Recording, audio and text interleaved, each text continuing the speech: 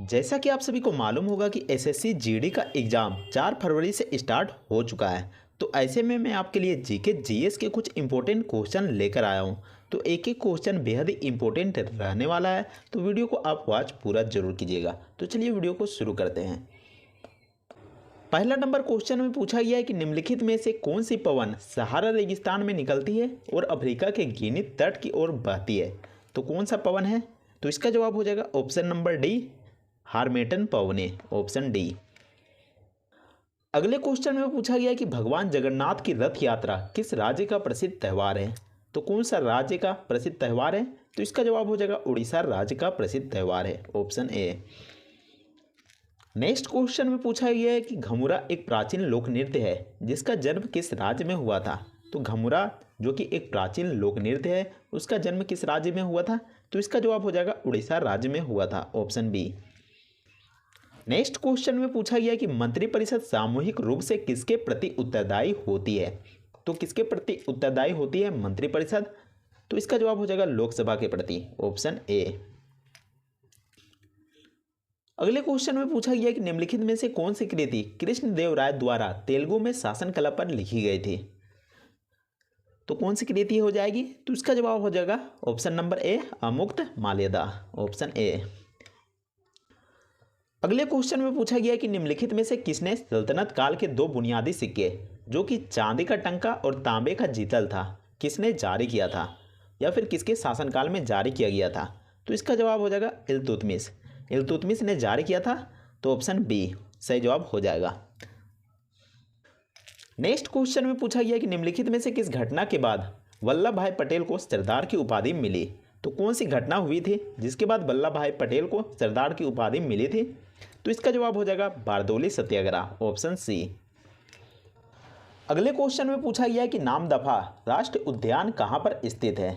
तो नामदफा राष्ट्रीय उद्यान कहाँ पर स्थित है? तो इसका जवाब हो जाएगा अरुणाचल प्रदेश में स्थित है, ऑप्शन ए। नेक्स्ट क्वेश्चन में पूछा गया कि निम्नलिखित में से किस मंदिर में वास्तुकला की पंचायतन शैली है। तो कौन सा जवाब हो जाएगा? तो इसका जवाब हो जाएगा ऑप्शन नंबर ए, दौसातार मंदिर, ऑप्शन ए।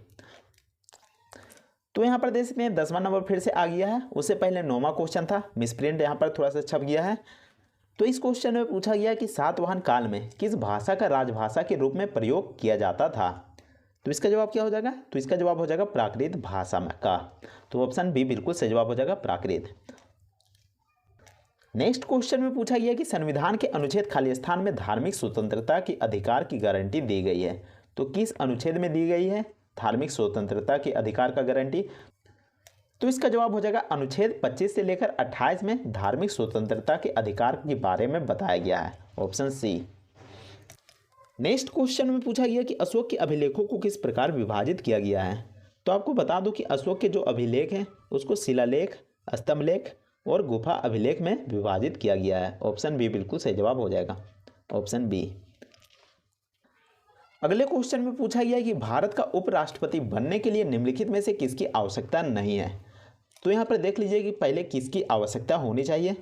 तो देखते हैं उसे राज्यसभा के सदस्य के रूप में चुनाव के लिए योग्य होना चाहिए, तो यह जरूरी है। इसके नीचे में देख सकते हैं वह भारत का नागरिक होना चाहिए, यह भी जरूरी है। नीचे में देख सकते हैं व्यक्ति की आयु कम से कम 35 वर्ष होनी चाहिए, तो यह भी सही है। नीचे में देख सकते हैं डी ऑप्शन, तो 35 वर्ष कम से कम होनी चाहिए। तो यहाँ पर जरूरी नहीं है कि आपका वर्ष 40 हो, तो ये यहाँ पर गलत दिया गया है। तो ऑप्शन डी बिल्कुल सही जवाब हो जाएगा, क्योंकि इसकी आवश्यकता यहाँ पर नहीं है। ऑप्शन डी बिल्कुल सही जवाब हो जाएगा। नेक्स्ट क्वेश्चन में पूछा गया कि गिनी गुणांक किसके लिए प्रयोग किया जाता है। तो गिनी गुणांक का प्रयोग किसके लिए किया जाता है?